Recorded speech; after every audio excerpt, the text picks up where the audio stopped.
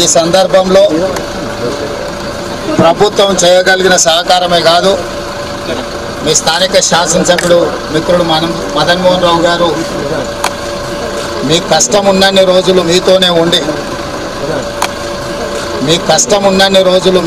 ఉండి రాత్రి పగళ్ళు పనిచేసి మిమ్మల్ని ప్రాణ నష్టము ఆస్తి నష్టం జరగకుండా మీకు ఒక మనోధైర్యాన్ని ఇచ్చి వారు మిమ్మల్ని కాపాడుతున్నారు. వారు నాకు తెలియజేసిన వెంబడే నేను, ఉత్తమ్ కుమార్ రెడ్డి గారు, మహేష్ గౌడ్ గారు మేమందరం కామారెడ్డికి రావాలని బయలుదేరాం. కానీ కామారెడ్డిలో ఉన్న వాతావరణ పరిస్థితులు మేము ఇక్కడ దిగలేని పరిస్థితుల్లో మెదక్లో కూర్చొని అక్కడ కలెక్టర్లతో మాట్లాడి అక్కడి నుంచే మళ్ళీ కామారెడ్డి కలెక్టర్తో మాట్లాడి ప్రాణ నష్టం పోయిన వాళ్లకు 5 లక్షల రూపాయలు, పశు సంపద కూడా నష్టపరిహారం ఎంబడే రెవెన్యూ బృందాలను పంపించి ఎక్కడెక్కడైతే పంట మునిగిపోయిందో, నీట మునిగిపోయిందో లేదా పంటల మీద ఇసుక మేటలు వేరినాయో, అదేవిధంగా రహదారులు కొట్టుకుపోయి కొన్ని దగ్గర బ్రిడ్జ్లు కొట్టుకుపోయినాయి, కొన్ని దగ్గర రోడ్లు కొట్టుకుపోయినాయి. ఇవే కాకుండా ఇరిగేషన్, మైనర్ ఇరిగేషను, మేజర్ ఇరిగేషన్కి సంబంధించిన ప్రాజెక్టులు కూడా దెబ్బతిన్నాయి. కానీ 100 సంవత్సరాల క్రితం కట్టిన పోచారం ప్రాజెక్ట్ ఈరోజు మిమ్మల్ని అందరినీ కాపాడింది.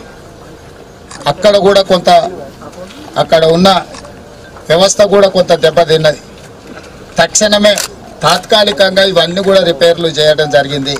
కానీ ఇది ఎల్లారెడ్డి శాసనసభ నియోజకవర్గంలో జరిగిన నష్టానికి తాత్కాలిక రిపేర్లు సరిపోవు.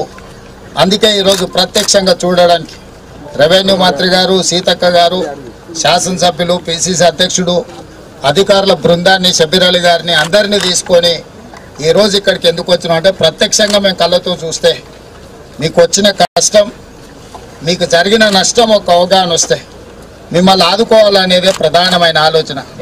ఈరోజు ఆడ లంబాడి సోదరిమణులు భూమి పోయి, ఇండ్లు పోయి అసలు పూర్తిగా సర్వం కోల్పోయిన నిరాశ్రయులుగా నిలబడే పరిస్థితి వచ్చింది. అందుకే అధికారులకు, ముఖ్యంగా కలెక్టర్లకు, ఇరిగేషన్ అధికారులకు, R&B అండ్ పంచాయతీరాజ్ అధికారులకు, వ్యవసాయ శాఖ అధికారులందరికీ కూడా నేను సూచన చేసిన, శాశ్వతంగా ఈ సమస్యల పరిష్కారం కోసం అంచనాలను ప్రిపేర్ చేయండి. ఇసుక మేటలకు కూడా ప్రత్యేకంగా నిధులు ఇచ్చి మళ్ళీ వ్యవసాయ యోగ్యమయ్యేటట్టుగా వాళ్లకు నిధులు ఇచ్చేటట్టు, మునిగిపోయిన పంటకు నష్టపరిహారం కూడా ఇచ్చేటట్టు,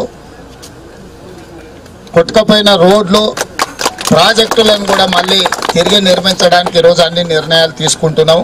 ఇప్పుడు ఇక్కడ నుంచి వెళ్ళిన తర్వాత ఇంకా కొన్ని ప్రాంతాలను పర్సనల్గా చూసి కలెక్టర్లను అందరినీ అందరు అధికారులతో మాట్లాడి అన్ని సమస్యలు పరిష్కరించే బాధ్యత ప్రభుత్వం తీసుకుంటుంది. ఈరోజు ప్రాణ నష్టం జరగకుండా, ఆస్తి నష్టం జరగకుండా మీ శాసనసభ్యుడు, మీ అభిమాన నాయకుడు పూర్తిగా మీ ఎంబడి ఉండి చాలా మంది ప్రాణాలను కాపాడు.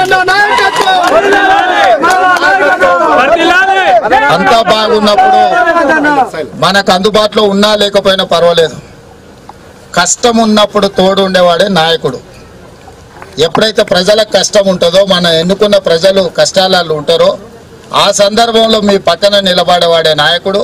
మీ ఎమ్మెల్యే గారు మీకు అందుబాటులో నిలబడి మీకు కావాల్సిన సహాయ సహకారం అందించడమే కాకుండా ఈరోజు ప్రభుత్వం మొత్తాన్ని ఎల్లారెడ్డి శాసనసభ నియోజకవర్గానికి తీసుకొచ్చిండు. ప్రభుత్వంలో ఉండే ముఖ్యమంత్రిని, సీతక్కను, రెవెన్యూ మంత్రిని, పిసిసి అధ్యక్షుడిని అందరిని కూడా మీ దగ్గరికి తెచ్చిండంటే మీ ప్రాంతము, మీ ప్రజలకు వచ్చిన కష్టము, నష్టాన్ని ఈరోజు సరిదిద్దడానికి, ప్రాణాలు కూడా కొంతమంది అంటే చాలా వరకు SDRF అన్ని సంస్థలతో సమన్వయం చేసి చాలామంది ప్రాణాలను కాపాడిండు.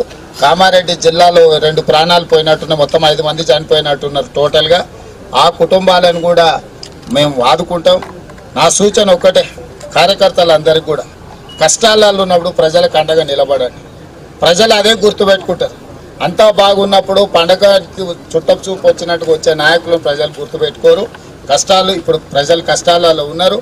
ప్రభుత్వం వైపు నుంచి కూడా ఏం సహకారం అందించాలనో గ్రామాల వరకు మీరు నివేదికలు తయారు చేసుకోండి. గ్రామాలలో మీకున్న గ్రామాలలో ఉండే నాయకత్వానికి ఉండే అవగాహన బయట నుంచి వచ్చే అధికారులకు మీరు చూపించిందే కనిపిస్తుంది. మీ గ్రామాలలో జరిగిన నష్టాన్ని కూడా అధికారులను తీసుకెళ్లి క్షేత్రస్థాయిలో అంచనాలు వేయించండి. అంచనాలు వేయకుండా మనం వాటిని పరిష్కరించలేము. అందుకే వీడికి వచ్చిన స్థానిక నాయకత్వానికి నా సూచన ఒకటే, మీ గ్రామాలలో జరిగిన శాశ్వతమైన నష్టాన్ని అంచనా వేయించండి. వాటన్నిటిని రిపేర్ చేసి వాటిని బాగు చేపించి మిమ్మల్ని ఆదుకునే బాధ్యత ఈ ప్రభుత్వం తీసుకుంటుంది. ప్రభుత్వం మీకు అండగా ఉంటుందని తెలియజేయడానికి